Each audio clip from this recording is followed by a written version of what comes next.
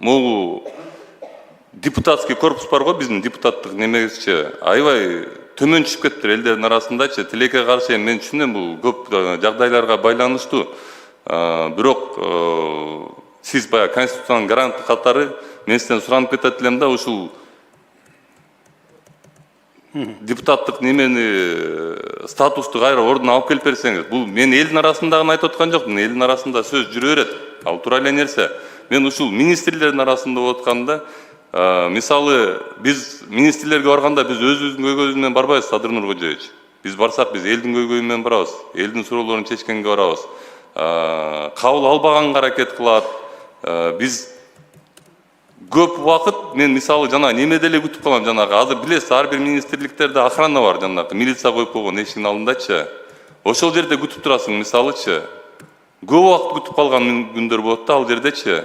Эми мен айтпайм, жалаң эле биз иштешибиз керек, же андай сыяктуу нерселер эмес, просто мыйзамдуулукту ордуна алып келип коюшту суранып атам да сизденчи. Мыйзам боюнча кандай кабыл алыш керек болсо ошо, мыйзам боюнча кандай жазылган болсо ошо мыйзамдуулук алып келишти. Рахмат. Рахмат, Эрулан мырза. Депутаттардын кадырынын түшүп кетиши ал министрден же менден, президенттен эмес. Ар бир депутаттын өзүңөрдөн. Майда чүйдө бир маселени көтөрүп, болор болбос бирдеме менен уят болуп атсаңар элдин алдында, анан эл кантип сыйлайт анан. Депутат деген орчундуу маселени көтөрүш керек. Эл үчүн, мамлекет үчүн жалпы маселени көтөрүш керек.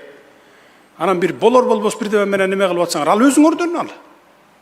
Министрлерди болсо мен депутаттарды күтүүсүз кабыл алганга шарт түзүп бергиле. Эми депутат элдин өкүлү, антип коридордо же болбосо тетиги немеде туруп калбасын. Депутат барса неме кылгыла, кабыл алгыла дароо эле. Кезексиз кабыл алгыла.